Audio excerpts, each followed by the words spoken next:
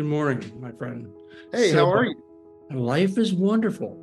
Good. So, I recently noticed that I was watching a bunch of French detective movies series, and a couple of days later, I noticed that I had in the background my thoughts that French cadence of language, but I don't speak French, and it made me realize whatever you're consuming is feeding your subconscious, and it is really important. And I was curious, what do you do that feeds your growth and desire to be healthier and positive mindset, knowing that that's always occurring?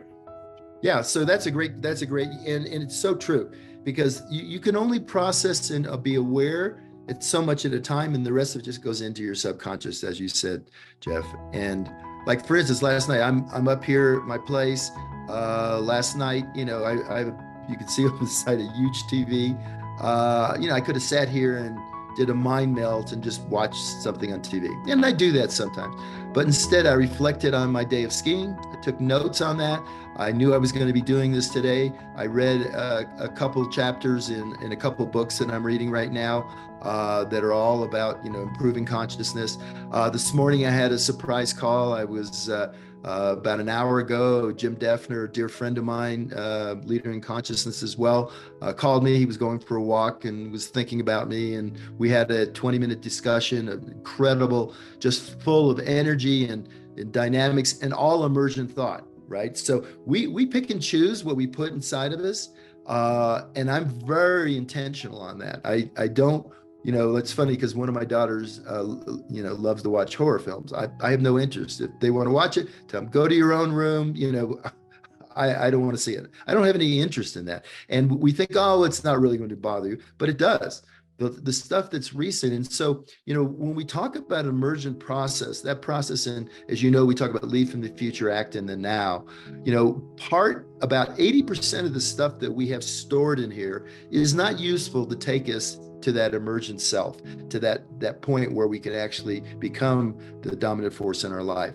And so I do a lot on whittling it. And it may be not on just the input you're getting from the TV or from what you're listening to, but also from your relationships. If you're in toxic relationships, sometimes you have to minimize those. You have to put yourself in position where you're still cordial, but you don't go out of your way to spend time in those environments. Because I like to be around people. Like Jim is a great example. I mean, I was excited about doing this call, and that just added such value. We talked a little bit about what I was talking about today. He talked about, one of the things that he's doing right now. And just that synergy that occurs is explosive, because what it does is it opens up the prefrontal cortex, which is the creative area. It's the executive centers. It's the part where we collaborate. It's the area where we can create. And it takes us so far away from back in here, the limbic area, which is reactive.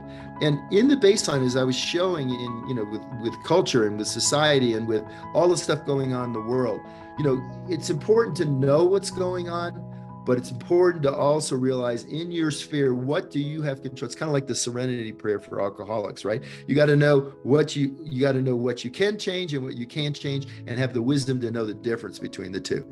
And so if you actually, and it's a discipline, because remember, our design 10,000 years ago, and as you know, all of my work, I go back to the way we started on this planet and where we are now, and it's a very different world. The physical threats that were so prevalent that required us to stay focused in that high alert, negative bias environment are no longer here. Now they're perceived threats. And because we're a global society now, if you take the input that's going on in Europe and Asia and the States and every city in the United States, and you let that consume you, you're going to be in a high reactive state, and this area isn't going to even work. And so you wonder why you're so anxious and so frustrated. So it's a process of literally removing the stuff that doesn't work and adding more of the stuff that does. Because remember, if your cup's already full, you can't add more to it. So it's about getting rid of about 80% of the stuff that doesn't work for you.